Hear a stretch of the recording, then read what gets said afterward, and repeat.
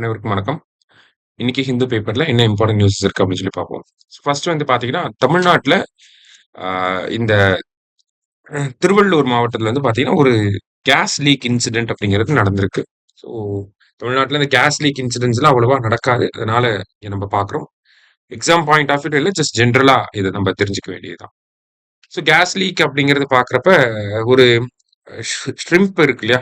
அந்த கடல் உணவுகள்லாம் வந்து மேனுஃபேக்சர் பண்ணி, அத எக்ஸ்போர்ட் பண்ணக்கூடிய, ப்ராசஸ் பண்ணி எக்ஸ்போர்ட் பண்ணக்கூடிய அந்த ஒரு நிறுவனத்துல வந்து பாத்தீங்கன்னா, நேத்து அம்மோனியா கேஸ் அப்படிங்கிறது லீக் ஆயிருக்கு.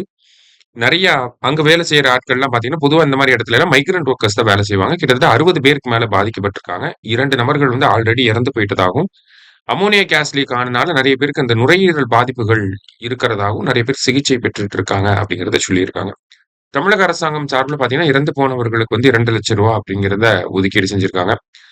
அதே மாரி எம்ப்ளாயி ஸ்டேட் இன்சூரன்ஸ்க்கு கீழ பாத்தீங்கன்னா, அவங்க உடல்கள இங்கிருந்து ஒடிசாவுக்கு எடுத்துட்டு போறது, இந்த மாரியான விஷயங்கள்லாம் தமிழக அரசாங்கமே பாத்துக்கும் அப்படிங்கிறத சொல்லியிருக்காங்க. அத தாண்டி எதனால இந்த ஒரு ஆக்சிடென்ட் அப்படிங்கிறது நடந்திருக்கு? அ என்ன காரணம்?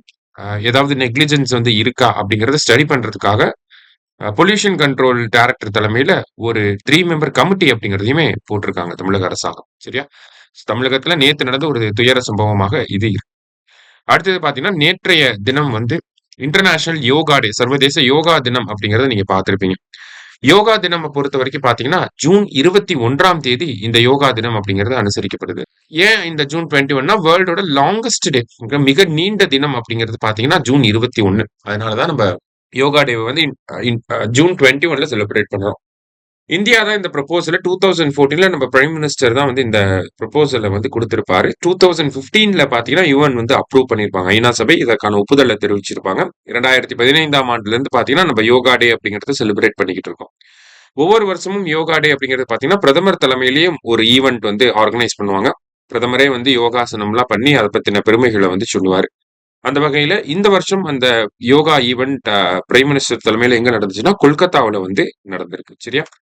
அண்ட் தென் தீம் என்ன அப்படிங்கிறத பார்க்கணும். இன்டர்நேஷனல் யோகா டேவை பொறுத்த வரைக்கும் ஆரோக்கியமான முதுமைக்கான யோகா அப்படிங்கிறது தான் இந்த வருஷத்துக்கான தீம். அதாவது யோகா ஃபார் ஹெல்தி ஏஜிங் அப்படின்னு சொல்லி சொல்றாங்க. இதெல்லாம் பேசிக்கான டீடைல்ஸ். இதை கொஞ்சம் படிச்சு வச்சுக்கோ. சரியா? நன்றி. சுரேஷ் IAS அகாடமி, வெற்றியின்